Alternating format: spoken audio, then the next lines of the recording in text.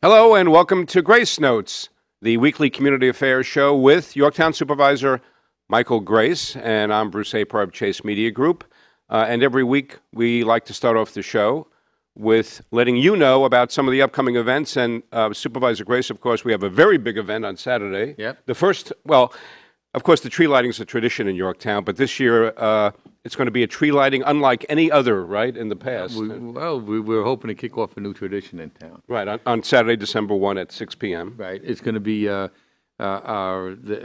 forget what we're calling it. The Holiday Light Parade Spectacular. Right. And it's basically, it'll start here from the commuter lot next to Town Hall. So everybody should be advised. I guess there's a sign out there now that the commuter lot's going to be closed on Saturday because that's where the parade will start from. And it'll go down to the sixth grade school, behind the sixth grade school, where we have now, just today, planted a new Christmas tree. Right, which is great. Will be, hopefully grow big and tall over the years. But we also have, which we got from Zeno's Nursery, and a big thanks to them for securing it for us, getting it over here. That was also done by John Madden up at BOCES. Right. He has a forestry program up there, so the kids up there actually did a lot of the work planting it. We got 2 new pine trees along with that from the DeVito Foundation. Nice. And I don't want to spoil it, but it's going to be. It will be. It's going to be great. Absolutely. It really is a. You shouldn't miss this event. It should be a great event. We've got a lot of good participants and contingencies in the parade itself. Some great organizations in town, fire departments. I think the ambulance corps, the 4-H club, and a lot of different surprises. So it'll be a lot of fun. And the idea is that everybody's that's going to be marching the parade will be lit up in some way. It's a parade of lights, and so. I mean, with illumination, because they could be lit. They could be lit up another way. And as we're running down the event, Supervisor, we should welcome our special guest, Larry Eidelman, Public Safety Officer. Thank you. For the Yorktown Police Department. Yeah. Pleasure to be here with you both. And so let's just finish, and then we can get to Officer Eidelman. That I know Friday night there's also Alliance for Safe Kids has a teen night dance. All right. Yeah. That's going on. We should also mention with the parade that afterwards there's a movie. Right. Santa Claus at Yorktown Stage. Right. And the Yorktown, we'd like to mention the Yorktown Chamber of Commerce is helping out a tremendous amount with underwriting that movie. Right. They're the sponsor of the movie. Yeah. I'll put in a shameless plug. And our foundation kicked in a little bit, too, to help out, the whole event is a great new tradition for Yorktown, is the way I look at it. And one of the things that I think is, which is going to make this very special, is that also one of the ideas was to recognize a community organization at this time of year that has given so much to the community and gives so much to the community. And we've going to give that award to the Girl Scouts. Yes. And the Girl Scouts, who I guess are always doing good deeds all year round. Plus, it was the Girl Scouts tree lighting ceremony that we've kind of built on, really. Yeah. And the award is going to be called the Randy Zappikin Memorial Community Service Award. Right. And Randy Zappikin, who you knew very well, right. and just spoke at his funeral. And you can speak much more of him than I can, but it exemplified the spirit of this season. He gave selflessly, very cheerfully as well, which is a very important thing. He understood that the happiness lies in giving charity, and he was very big with the Relay for Life. Yes. I know that he worked in his congregation, doing charitable work, and so and Randy unfortunately lost his life a couple of weeks ago, tragically. So.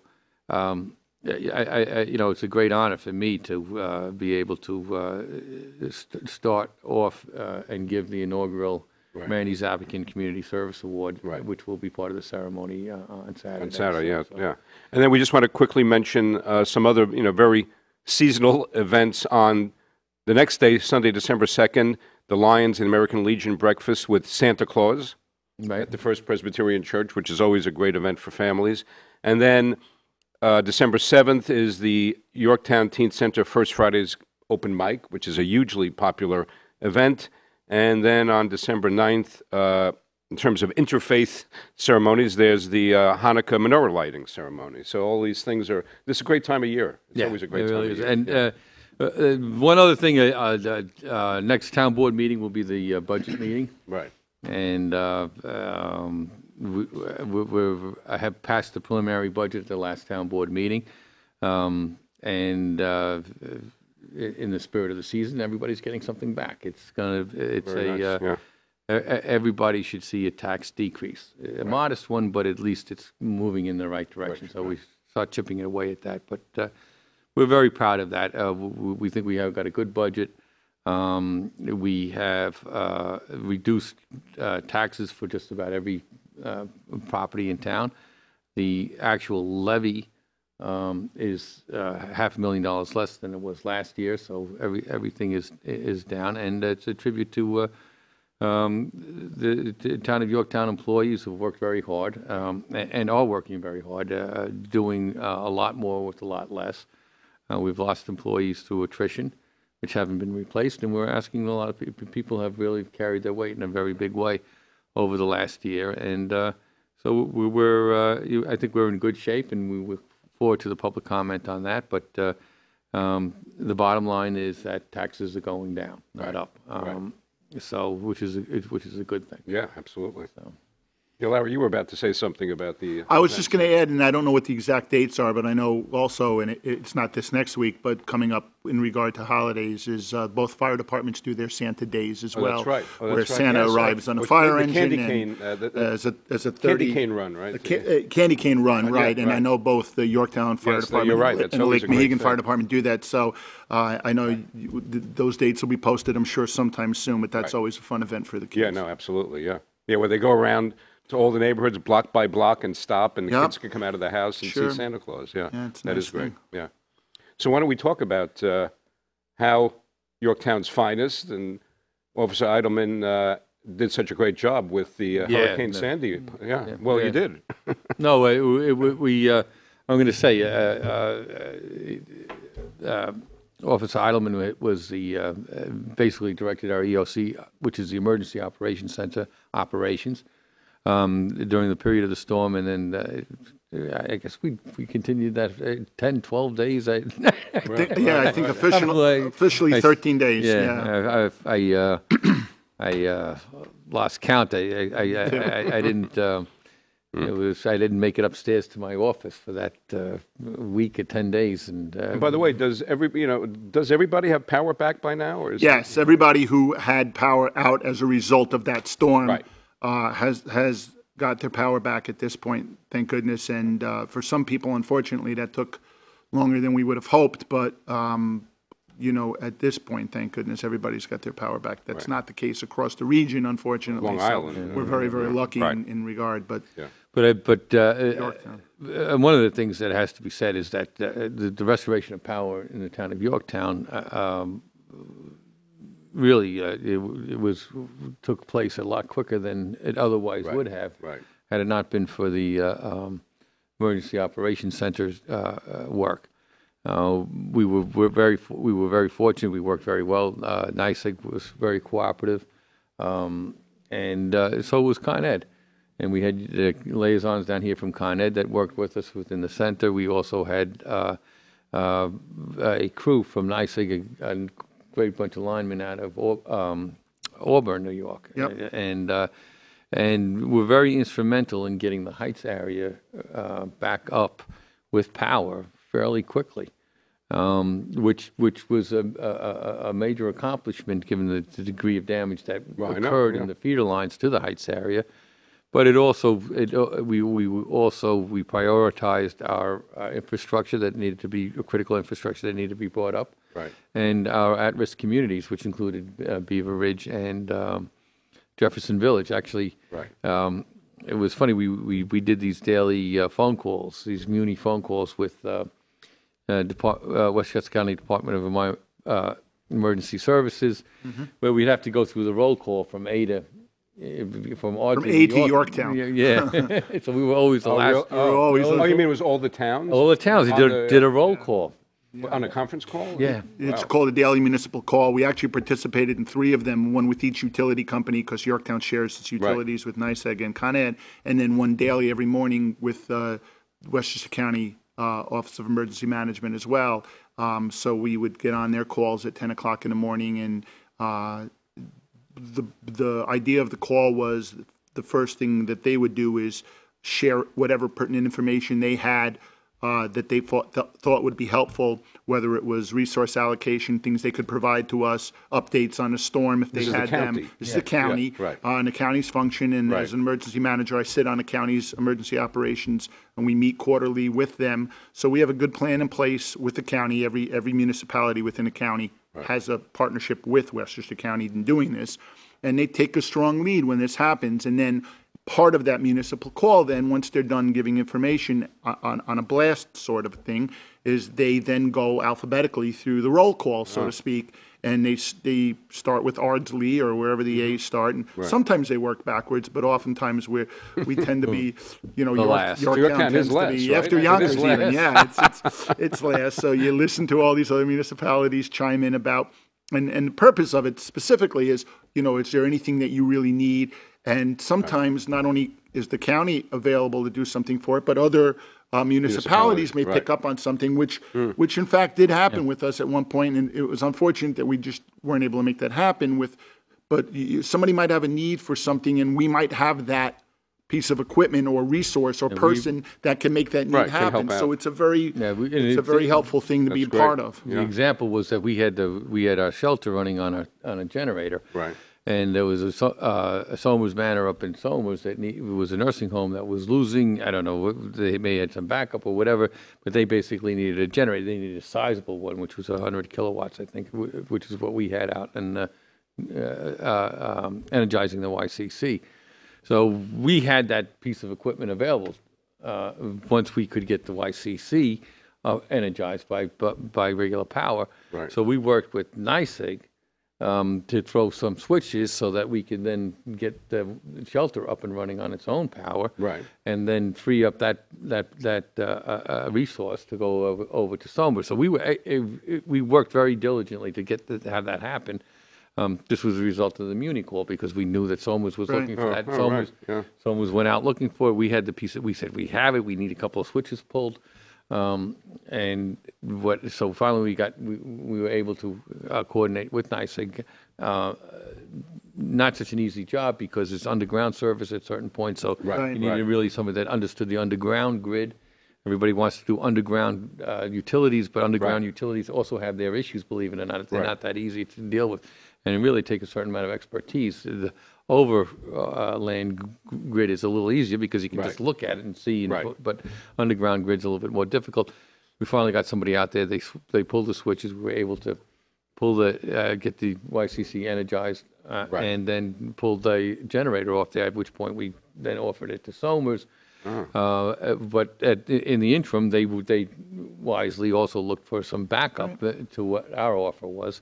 And they had just received a generator. So, but then our generator went back into the pool should any other municipality need it. How many municipalities are there? Well, I think there's 44, if I have the number right, plus or minus one or two, and then oftentimes there's some ancillary people that will get on a call as well. The utilities may get on a call as well, or the Department of Health, or certain, depending upon what the issue is, somebody else might have pertinent information that they jump in on as well. Then you have the state reps too sometimes come in. Right. Yeah, you may have your assemblyman or your state reps or whatever get involved in it, and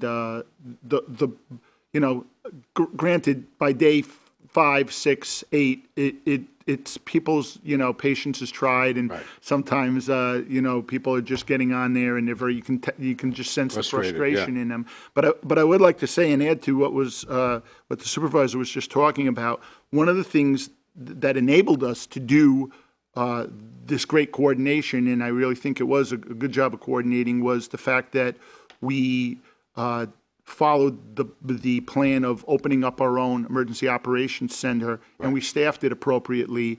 And it's something that I have a lot of training in, and that's really what my job is.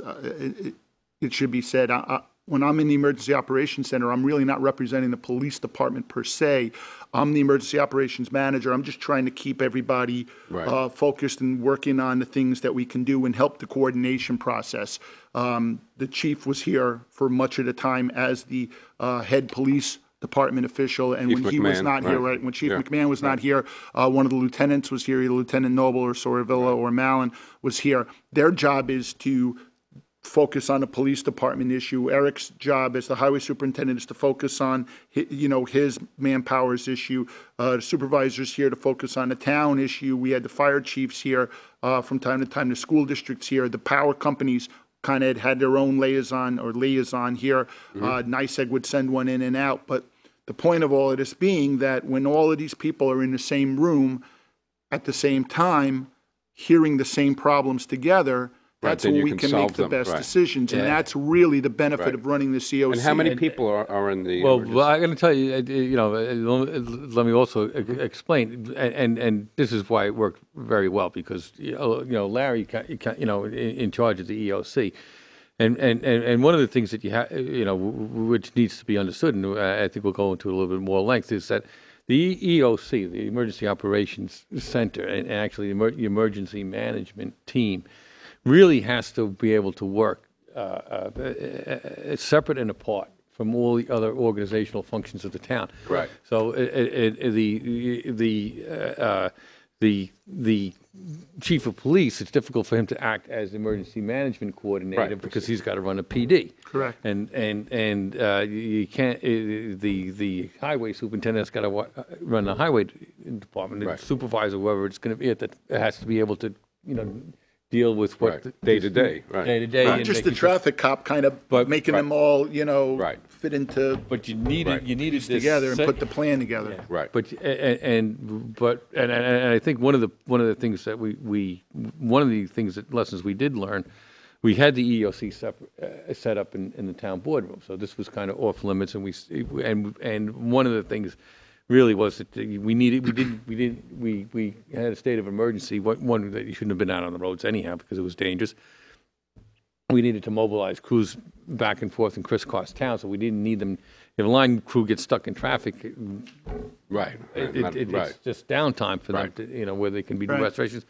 We had it set up where we were, the first couple of days, we were giving police escorts to the line crews. Right. Because a lot of these, they were out of town line crews looking at a map or GPS and not knowing exactly where to go. Right. We'd just have them coordinate with a detail from the police department that would get them out there with the detail from the highway department to help them do some heavy lifting with the machinery. So that coordination worked extremely well. But I think one of the lessons we did learn is that it will even be more effective once we can segregate the emergency operations from and physically in a separate location from the other department operations. So it's not good to have. When we go to school for this, I mean, the school of thought is close enough yet far enough. You want to be close enough that you're involved with the event and you can reach out to the people who are involved with the event. You need to have good communications with them, and all the people in the EOC need to be in good communications with their people.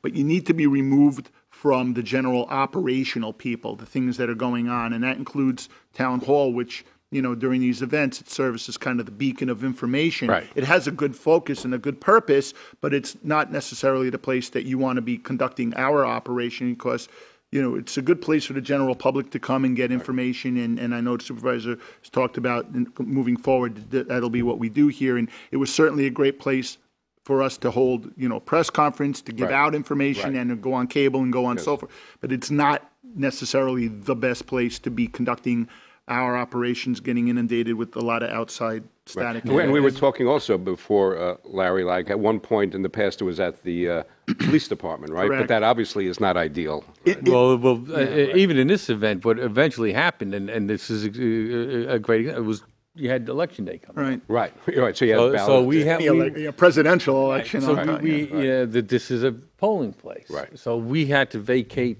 Right. this. We had to vacate this room in order to allow this to be a polling place. Right.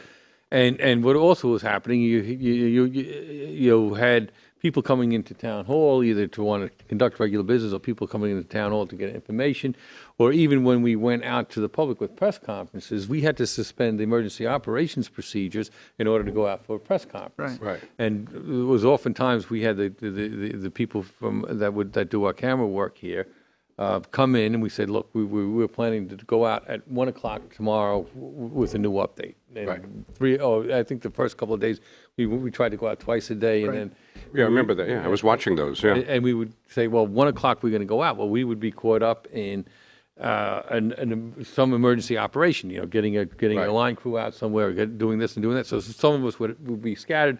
At 1 o'clock we wouldn't be around to do that. Right. So what would happen, or at 1 o'clock we would just be caught up in something that was going on. The point is that I think when we do our postmortem, one of the things is that I think that the emergency management team really has to be physically segregated and outside of the other departmental operations. It doesn't work.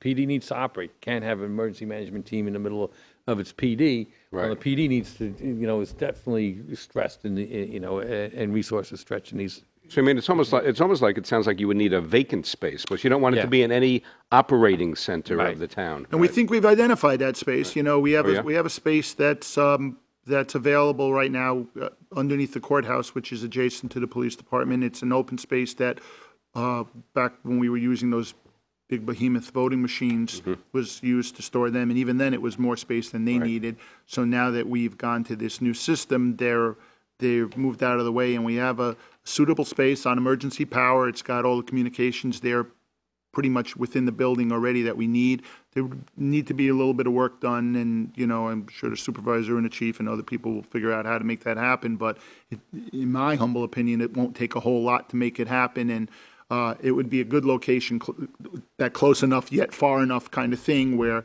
we can get up and running quickly. People would know where it is, and we would be at everybody's hair. But if we needed to, we could get out and to do what we have to do very quickly. And it should be mentioned too. I know a lot of viewers may remember this, and I certainly do, at North County News, that in the immediate past administration, Entergy actually was donating a lot of money for an emergency operations center, and for whatever reason, the immediate past administration decided they didn't want the money. But I mean, going forward, maybe that'll happen, maybe it won't. But I hope that we can make it happen. Moving forward, I do remember that, and I do know that we identified that area. I hope that moving forward, especially seeing what just happened, and seeing not only that that it happened, but seeing the benefit now. And I think everybody who participated in this EOC absolutely saw the benefit in coordination here. It doesn't mean that it's going to get done overnight, and it doesn't mean that you're not going to have your issues or your problems. We certainly do. But when they come up, the efficiency with which we can deal with them, get a decision made by the people empowered to make those decisions, being all in one place. That's the key to this whole thing, that everybody here who has the decision-making power is sitting in the position to make those decisions. We all know exactly what's going on. We put our heads together. We come up with a plan that's good for public information because we're not cross-talking when people get information. The fire department isn't saying one thing, all in good, trying to do well and say something, and the police department doesn't know what they're saying and doing another thing. That's happened in the past. That did not happen this time around at all. Right. And we knew where everybody was. We knew what everybody was doing, and we needed to when we needed to shift gears, we were able to do that in a heartbeat, and coordinate that effort from under one roof. So that's the obvious benefit of wherever we are, whether we're in a closet somewhere or wherever we're operating.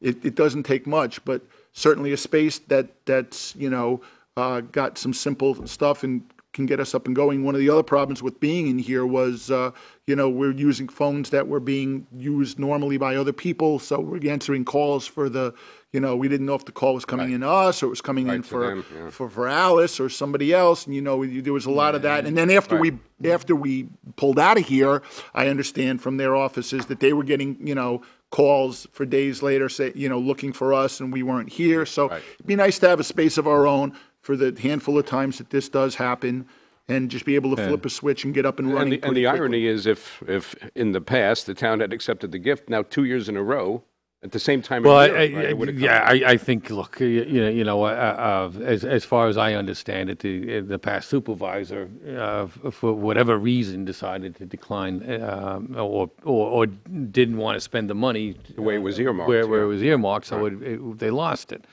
and it was absolutely unfortunate. I think. Look, I witnessed the debacle that occurred last year. And my administration started off very early in January of starting to do emergency management, and it not only worked well because we're going to get onto the CERT team, we'll mention that, but we had CERT training, which Larry will explain. But that started that was already put in place, and they had some training, so that ended up being very fortuitous for us.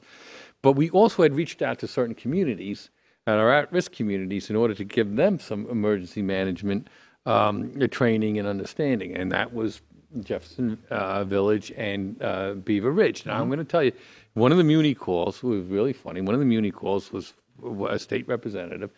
I think it was on one of the NICEAG calls or something, maybe been the county call, and said, well, we have that issue at Beaver Ridge. And we said, no, you don't. They have their power back. And I think they already had their power back for a day. But that was because we had identified that, and we had the NICEAG crew that worked with us didn't know the brick building over on Allen Avenue from anything. It could have been anything to them. We told them that was a at-risk community in there, and that we needed that to be up and running. All it took was, I think there was 3 trees lying on the high power line. And they couldn't flip the switch with the trees there, so we got a crew. We escorted them over there. They got those 3 trees down. The guy took a look at it and said, Allen Avenue further up was decimated. But he said, no, we identified where the power was going into Beaver Ridge, and they were able to take down those trees and get it up and running in no time. Same thing with Jefferson Village. With Jefferson Village and the way we did things, I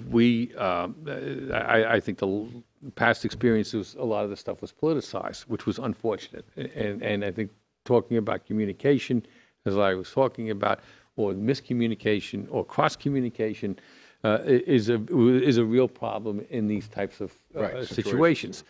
So we had the town board members that were available had very specific duties and sectors to take care of. So Councilman Murphy, being from the north end of town, was our liaison to Jefferson Village. Worked extremely well. Yeah. Dave Paganelli was our liaison to Beaver Ridge. Worked extremely well. And they assign these before anything? We assign them out of the EOC. We made the decision here. Right. They came here, reported here, and we gave them, assignments, and they were willing to take them on and did a wonderful job in that. Just having that information. Having somebody that you knew could go out there and speak with them, and plus it's a great face for the town, their town council. Well, what happened? And I'm going to tell you how it worked very well. I mean, Jefferson Village, we got them up and running with our Con Ed liaison. So we identified that area. We said we need this up and running.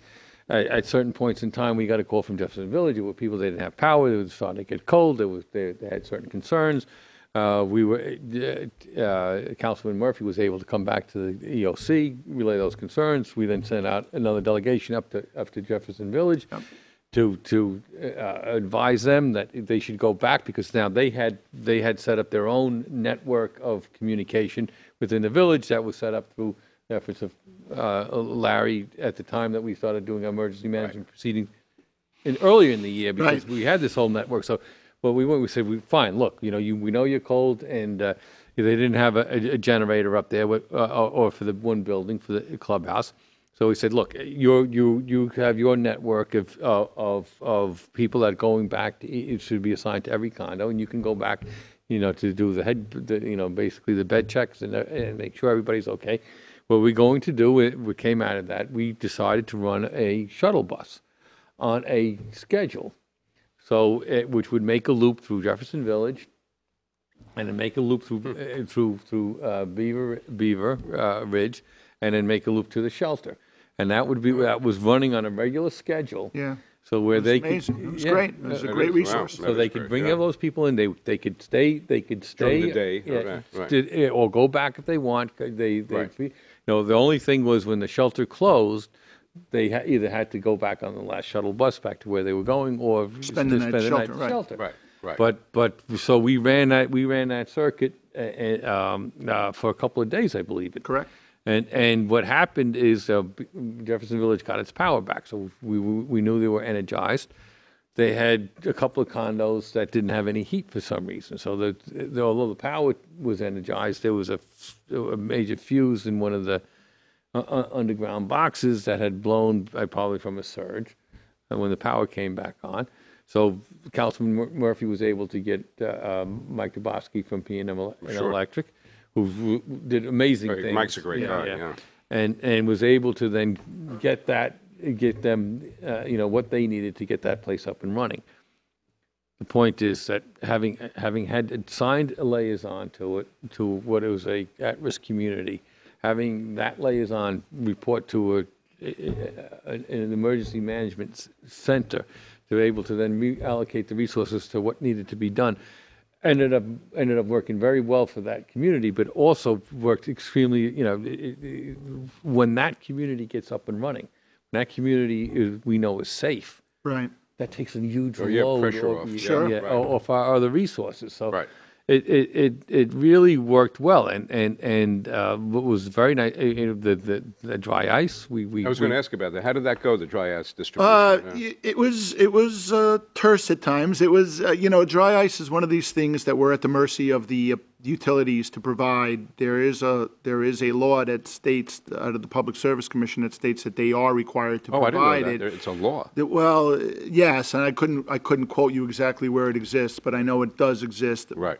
The problem is there's really in an event like this, there's only a handful of dry ice producers in the entire country, Right. And then when everybody is clamoring for it, the production levels are very, very high, but the demand is so high that there's not a lot of it there. We were able to get dry ice from New York State Electric and Gas. What we have set up, what we identified in the town, is when we would get dry ice from Con Ed, it would go to the Jefferson Valley Mall, and that would be a distribution center there, because most of the Con Ed customers tend to be on that side of town. Right. When we would get dry ice from New York State Electric and Gas, we would bring that to the Triangle Shopping Center, and hopefully we'd be able to get it from both, and we'd be able to service both sides of the town. Even though we would never turn away a Con Ed customer from the NYSEG dry ice line, but just saying. Right. But this particular time around, Con Ed did not have dry ice available to us. It was not until several days into the storm that they made dry ice available, and even at that, you had to go to Yonkers Raceway to pick it up, and that was individually you would go. We couldn't send a truck down to get a municipal pickup. But from the get-go, we were getting dry ice from New York State Electric and Gas, but it was from Brewster, where their plant is, and we would have to send somebody up every day, 2 times a day, and we were always at their mercy. We didn't know how much dry ice we would be able to get. Most times we would get about 200 bags. Sometimes it'd be 250. One day it was only 100. Right. But the thing that we did consistently, which was nice, is that we told the public when we got the dry ice that it was going to be distributed at the Triangle Shopping Center. Right. We used the same location. We didn't mix messages, and we tried to make sure everybody understood that it was on a first come first served basis, and we would do the best we could. And I think for the most part it went pretty well. I was sorry that we weren't able to open up our second distribution area in Jefferson Valley, but we just did not have the dry ice to deliver there. And that's always going to be the case. We're always going to be at the mercy of the power companies when it comes to dry ice. The thing that amazed me is how quick people were calling for dry ice. Yeah. I mean, I think that the storm, we were still in the midst of the storm power was still up to a lot of places, and we were hearing that calls were coming in, where could we get dry ice? Right. Well, right, And right, I thinking, know. wow, we're going to be in trouble because we haven't even figured that out yet. So And remarkably, I mean, we ended up then we set a schedule based upon NYSEG's availability, and what we did was we ran a run at 10 and ran at 10 a.m. and 3 p.m. every day. and that was every day. Right. So that was a consistent, yes. and the message got out there, and everybody knew exactly when it was coming. Right. We had a wonderful gentleman, Bill, who just showed up and said, "What can we do?"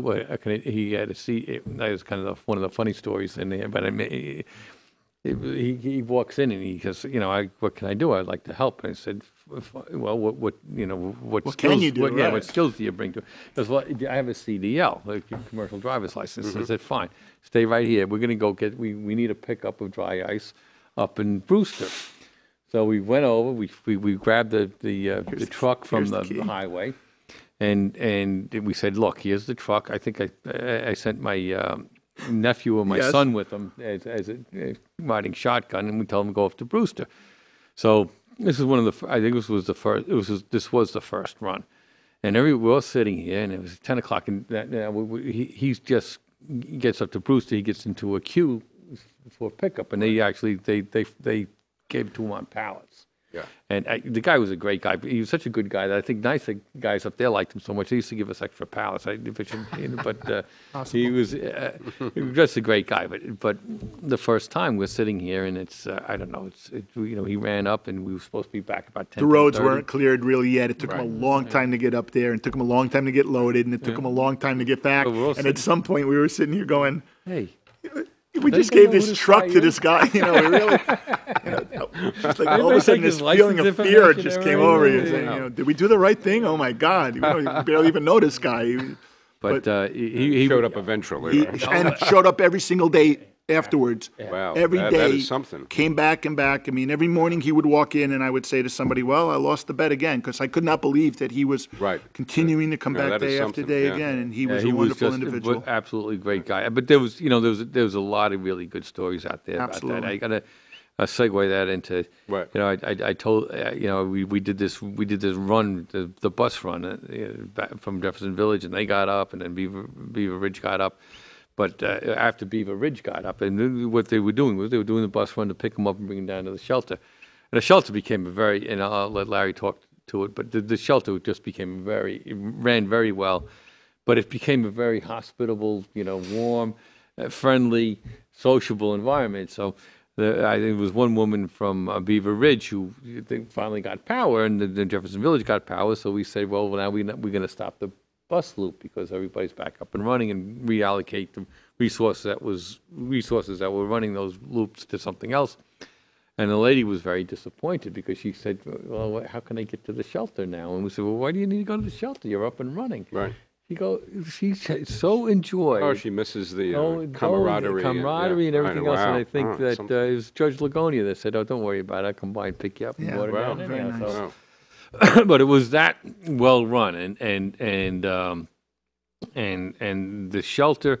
We did these post-mortems meetings with Westchester County after everything settled down, and to go through to see what the best practices were and where improvement can be made. And again, it's everybody from A to Y municipalities in Westchester County. And what came up at the meeting was an issue of people, towns, municipalities, not having the ability to run their shelters effectively. They had them, but they weren't being able to staff them. And we said, we got the solution for you. In town of Yorktown, we had our CERT team. Mm-hmm. And so we got a lot of people's ears. And other towns don't have. Well, we should explain it. Citizens Emergency Response Community Team. Emergency Response. No, that's okay. Right. Community Emergency Response Team. Citizens, it doesn't matter. I mean, it's the acronym for Community Emergency Response Team. It's a program that came out in the early 2000s. It was actually a presidential directive that came out under President George W. Bush, in light of some of the national things that were going on and people wanting to take part in helping their neighbors. And so this CERT program, which is a federal program at the very highest level, came out, and a lot of training came out at that time, and they were training the trainers, and I got in on that training. My department had sent me to town, had sent me to get this training. It was a 2-week training process, and then came back, but it was very rigidly structured when it first came out, and you had to participate in all of the little things that they wanted you to do. And I remember when I came back and discussed it with the town, there were a lot of things that there were concerns about. Might have worked in some areas, but here it didn't. Through the years, that program has gotten a little looser now, to the point where you can pick and choose what you want your CERT team to actually be involved in. For instance, down in New Orleans, they have CERT teams. Unfortunately, they were used to go door to door and actually clear residences and check and make sure people, they use them for literally rescuing people on boats and clearing things. We don't have those kind of issues here. And in other areas of the country where they're subject to other different natural disasters, they use their CERT teams differently.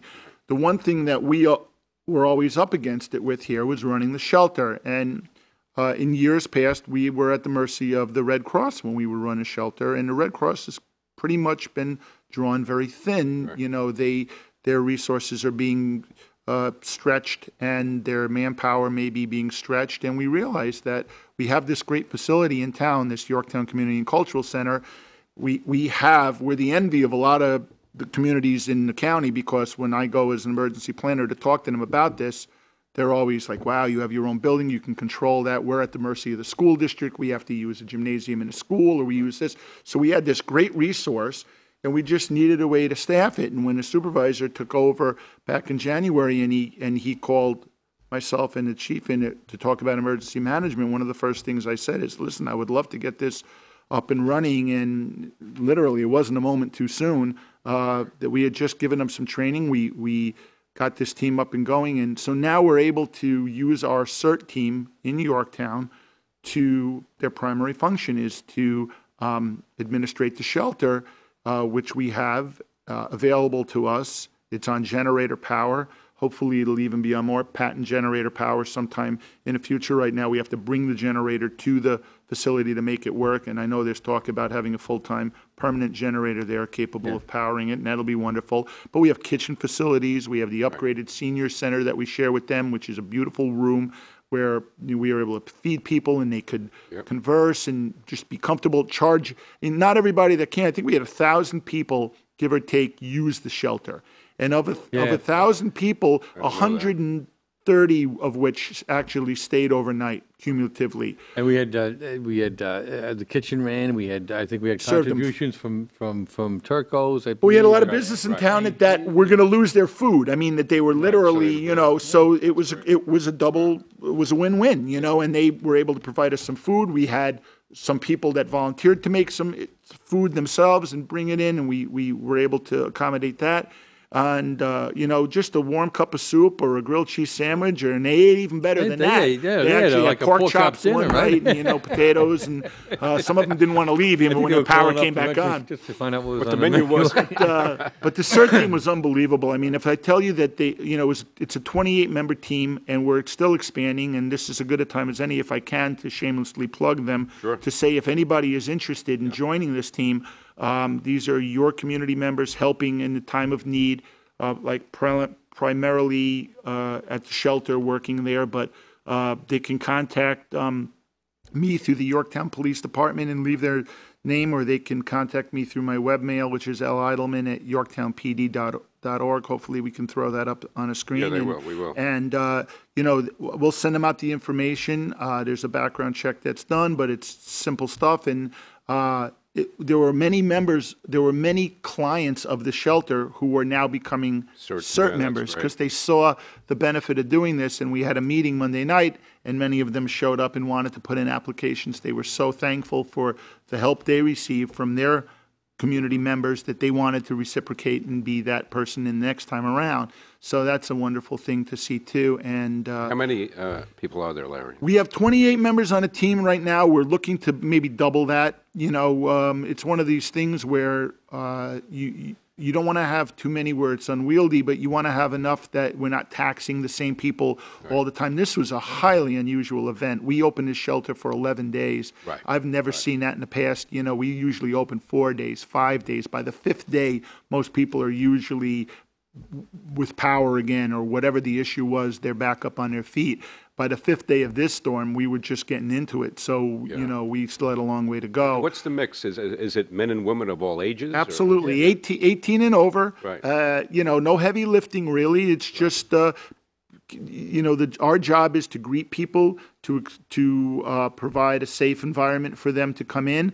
A lot of people just came in to charge their cell phones. We were amazed. You know, we live in this world today where everybody's got PDAs and cell phones and everything. And one of the biggest things was when you're day 3 without communications. Yes, right. So people were coming in. We were scrambling to plug strips in so we could accommodate people. You know, we learned a lot through this storm, and we're going to take away a lot of stuff from our CERT team as well. One of the things was people would just, but then they would come in just trying to charge your cell phone, and then they would look around and see, oh, I could get a cup of soup.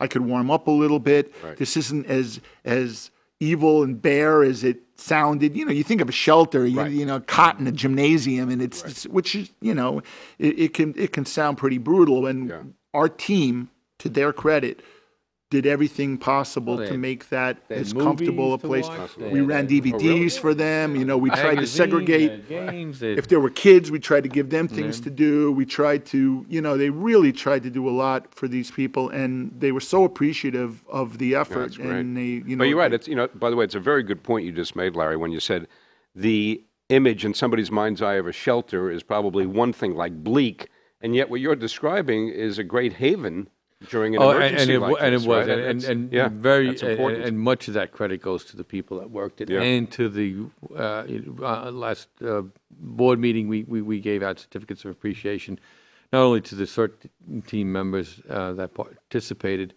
but also to the YCC staff. We had, you know, certain people, the maintenance staff in the town, which, you know, I don't think it's enough kudos for what they do, and they do real yeoman's work. But they were guys that, you know, they really had to show up at 3 o'clock in the morning, you know, and they were leaving and driving in adverse conditions to get down here to be there from 3 o'clock on, so it was, and the CERT members, I mean, they just did an incredible job and they have an important. It's not just, you know, you say it's meet and greet. It's not just meet and greet. It's also to make sure, you know, it's to, you know, properly make sure that people are registered in there, so we know who they are. We have a duty to keep people in the shelter safe. We have a duty to make sure that we, you know. So there was a lot of functions. It wasn't just simply, you know, that they had to perform, and they did it incredibly well. So well that I think that, you know, maybe they can take on a few other duties the next time around. Right. But basically you're saying which we'll have ideas it's giving about. aid and comfort to people. Yeah. Right? And you know what? That's what these people want to do anyway. Most of the people that are on the team, and you know, we have a lot of people on this team who are cross-involved in many other organizations in the town. It's just the kind of people that they are. You know, they rules, right? yeah, you know, doing 80% of the work, right. And these are people who want to do community-minded things to begin with, and would probably have self-dispatched under an event like this to try to do something for somebody anyway. So we're just giving them a coordinated effort to try to do something that benefits, you know, everybody, and they're all working on the same piece of paper, and that's a great thing. And some of the, you know, the things that they were able to overcome and adapt to with very little training. I mean, we're continuing to do their training. I was hoping to give them a full year of solid training, monthly trainings, then they got 2 prior to this storm, and we were grateful to get those 2 in.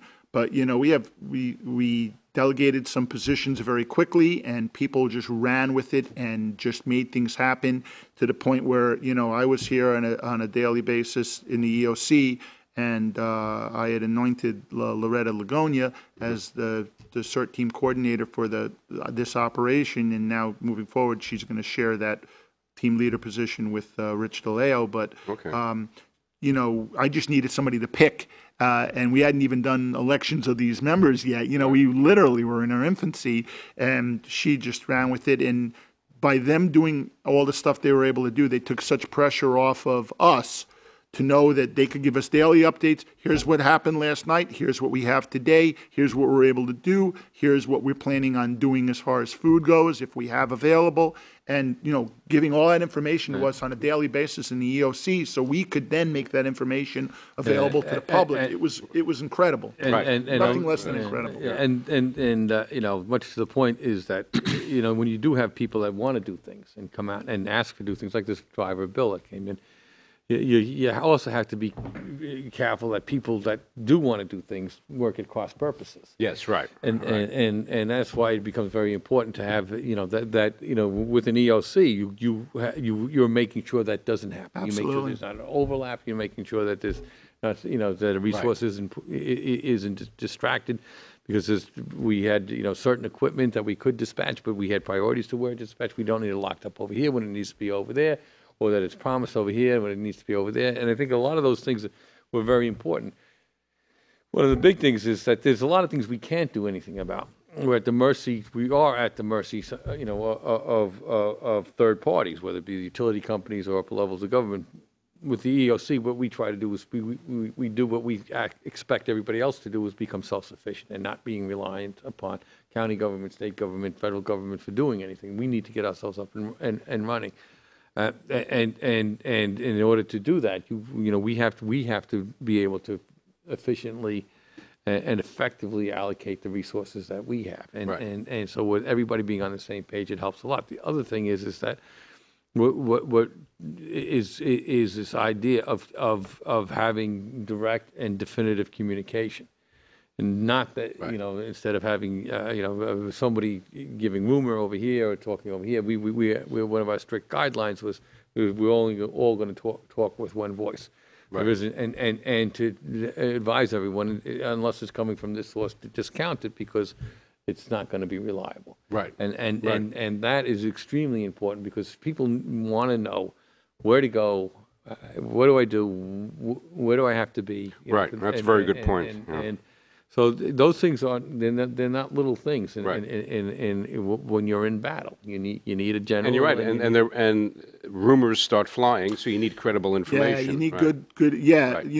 As in emergency planning, we always say, no information is better than bad information, and bad information is the worst information you can have. And then if you want to lose credibility quickly, start giving people bad information unintentionally. I mean, you think you're doing the right thing, but it's often said, if you station people at various points around an emergency, and you as a media guy would know this, if you walked up with a microphone and asked those 8 sentries who are stationed at the compass points around an emergency what they thought of what was going on, you'd get 8 different answers. One person might be telling you, well, I don't see much going on here at all. I don't know what this is all about. And the other guy who's standing right next to the chaos would say, this is the worst thing I've ever seen in my life. I can't believe it. Run for your life. So we want to make sure neither of those is the information that's getting out. We want to give that coordinated effort, and that's one of the things we're able to do here.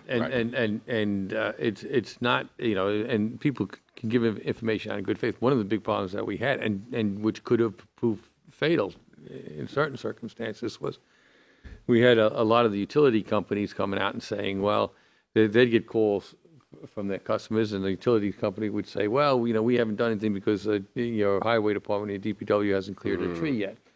And so we can't do anything until they get out there, and the real rule is that nobody can do anything until we're cleared to cut. We're given a clear signal that the lines are dead to cut. Right. But when you give out that information, if somebody sits there and goes, oh, what the hell is this? I mean, I'm not getting power because, the highway department, so we get those phone calls. We now have to explain what the real protocol is for safety purposes. But more importantly, if somebody actually thinks that the only thing that's stopping them from getting power is cutting that log that's sitting out in front of their home that has this line on it, and that's all that needs to be done, and they go out there with a chainsaw that happens to be live, now you have somebody that's severely injured or dead. So, the very important thing is that, like Larry said, is that you have to give good information and reliable information and not misinformation. And you only should be able to, and there really should be one voice to speak to that information. Right. And I'm going to say that the way this operation ran this time, that really did happen. We didn't have a lot of people saying, well, you can go find dry ice behind this place, or if the dry ice is going to be here. No, they got the information here, and nobody else Right. was giving out any. So those things worked very well. We have areas of improvement, but a lot of that should be taken care of when we segregate the EOC from and we'll maintain, I think, Town Hall as a communication center, which is also separated from the EOC operations as well. Right. Well, one of the things I wanted to add to that too is you mentioned the word, we were self-reliant as a town. I think that it's important to remind the public how important it is that they be as self-reliant as they can be moving forward too, to have some handy, simple items and equipment and things available to them in their own homes, because these storms seem to be, coming more frequently, and these events don't seem to be, lessening. And every time they come, they're worse than the one before. And you keep hearing about these 100-year events, but they're happening every year. Yes, so right. I don't know what that It's a means different anymore. 100-year But event. I guess. To that point, Larry, I'll tell you what I found during the storm and the power outage. The FEMA website was very helpful for listing, like just what you said, like all the emergency resources you should have in your home ready in case something. Yeah, happens. there are some simple tasks, and I think that's something that we'll probably improve upon as far as getting that information out. Yeah. The other information out is really people. Every time we have one of these events, more and more people go out and buy generators. Yes, right. And the thing is, they have to be very, very careful how they use them, how they set them up. Right. Yes. They can't backfeed. It's not just plug and play. Right. They can't backfeed. Oh, and the there's a lot of. That's one of the things that I, just briefly talk about. The ideal, if you get a generator, please, you want to have a professional, professional look at it, install it properly, and if you're in any way, shape, or way going to hook this directly yourself into your panel by feeding an outlet, you really have to know what you're doing. You got to shut off your main breaker. You can hurt not only yourself and overload. Your generators come in different sizes. They're not all rated the same. They're not all meant to power your entire house. People locate them in bad places and become overcome by fumes. There's so many things involved with them that to go to the FEMA sources, go to the websites, make sure that you're doing this safely, because it could end up being much worse than just living without power. Right. Yeah. Well, we need to wrap it up. So one quick thing I just want to say on a personal note, when you mentioned Loretta Lagonia, anybody who knows Loretta Lagonia knows if there's more than one person in the room, she's going to organize them. Right? Right? She's the alpha. Everybody loves Loretta. No, she does a great wonderful, job. and I didn't know her all that well, but I saw that in her from the very beginning. No, so I was like, okay, you. Right, that's right. That was an obvious choice. So, but I just want to say, as we wrap it up in the season of Thanksgiving and the holiday spirit of volunteerism and charity, which Supervisor Grace, always likes to emphasize, I think the entire town owes a debt of gratitude to both of you and all the people who lined up behind you for this effort, because it was very well handled. There's no question about it. Yeah, I don't want to go long, but let me just say the police department, the highway workers, these guys were out in the eye of the storm. Unbelievable work was being done. Yes. Dangerous work. Right. All on behalf of the people of our town. Right. This town has an incredible, not because I'm a member of it, I'm a little biased, but this town has an incredible workforce. No, I think everybody would agree with you, Larry. So they all did a phenomenal job in some real bad circumstances. Yeah, so we salute. Absolutely. And I'm going to tell you, nothing brought that home clearer than these calls that we were on. To see how far ahead that we were, from other towns in terms of the crisis. So, my hat's off to you have a great PD, and comes budget time. There's always this hue and cry about the PD and their budget, but it's an investment very well made, and you really need. I mean, we are. Our work staff, again, they're doing a lot more with a lot less, and they work very hard, and we appreciate everything they did and always will do. We just have a great team here. Yeah. And it proved itself. Yeah. So once again, on behalf of Supervisor Grace, we thank Yorktown Police Department Public Safety Officer Larry Eidelman, who also heads up the Emergency Operations Center. And you have been watching Grace Notes with Yorktown Supervisor Michael Grace. Be sure to catch us next time and every time, because Yorktown is your town. Thank you.